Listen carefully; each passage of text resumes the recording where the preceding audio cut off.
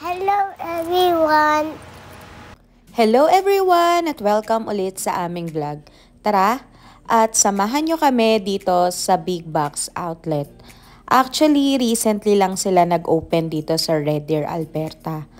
Nung last time nga na vlog ko, galing sa Walmart, ito namang mga gamit dito sa Big Box Outlet ay galing naman sa Costco.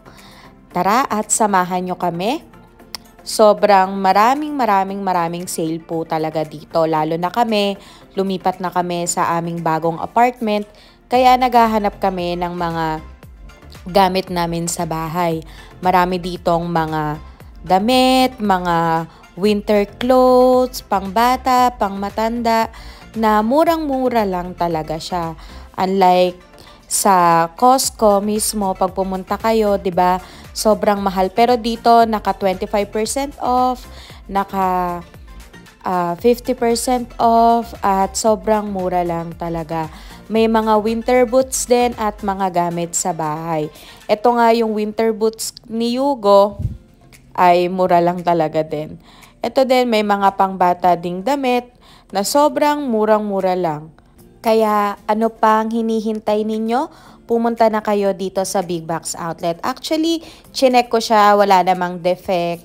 Siguro yung iba may mga defect, pero kailangan dapat careful tayo sa pagpili ng mga damit. Kung may mga dents ba, may nawawala bang button, may sira ba sa zipper, may butas ba, etc. Alam nyo na yan, pag pumupunta tayo ng mga gantong lugar, dapat marunong din tayo magsuri ng ating mga bibilhin. At ito na nga, may mga gamit din siya sa bahay na pwede ninyong magamit. Meron siyang mga tools din para sa sasakyan, meron ding mga gamit sa bahay, pang yoga mat, mga air fryer, microwave, gripo, meron din dito actually. At murang-mura lang din talaga. Meron din talaga siyang original tag coming from the Costco, kaya mapagkukumpara nyo siya. Meron din siyang mga storage bags, mga safety deposit box, 'di ba? At marami pang iba. Kaya kung naghahanap kayo ng mga gamit ninyo sa bahay, meron din ditong mga gamit sa grocery. Actually, nakabili ako dito ng laundry detergent na sa murang halaga $5 lang. At marami pa siya talaga. Hindi ko na maisa-isa pero marami siyang section. Meron ding mga toys like ito si Yugo, nabudol pa ako ni Yugo.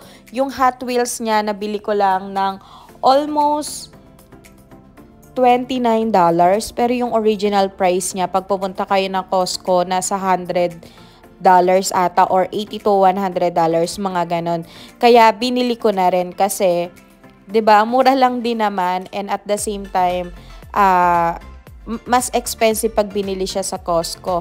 Meron din ditong mga ito yung detergent na sinasabi ko kanina, may Downy din dito na magagamit nyo nga sa bahay ninyo. At meron ding mga blender, meron ding mga pan at nakabili kami ng pan dito sa $17 lang. At meron din kaming nabiling frying pan na parang $5 lang siya. Kaya sobrang mura na din. Kaya kung kayo ay nagsisimula pa lang dito sa Canada, mas magandang pumunta muna kayo sa mga gantong lugar para makasave kayo ng pera, 'di ba? Kasi napaka-expensive talaga pag nagsisimula kayo dito sa Canada kasi napakarami ninyong dapat bilhin. Like sa kitchen, kailangan nyo bumili ng microwave, kailangan nyo bumili ng pan, kailangan nyo bumili ng sandok, mga pinggan, 'di ba? Kutsara, tinidor.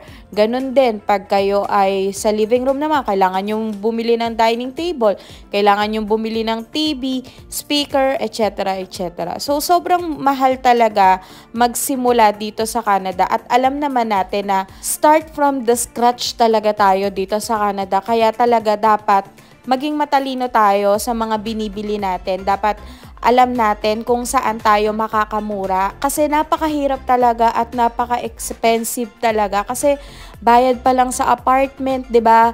For example, 900, hindi lang siya 900 kasi may deposit pa siya. Tapos, next month, problema mo na naman yung 900. So, kailangan talaga magtipid tayo and at the same time, mag-research tayo kung saan po tayo makakamura. Kaya malaking bagay din talaga na may mga ganto, 'di ba, dito sa Red Deer.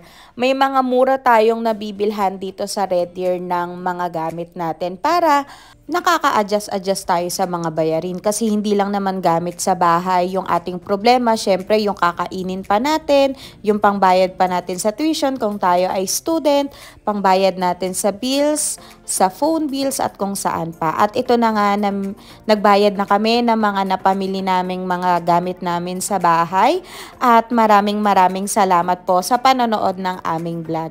Marami pong mga gamit dito kaya kung ako sa inyo, pumunta na kayo dito, i-check nyo po yung mga possible na mabili nyo dito. At dito na nga lang tayo magkita sa Canada. Maraming salamat po at paalam!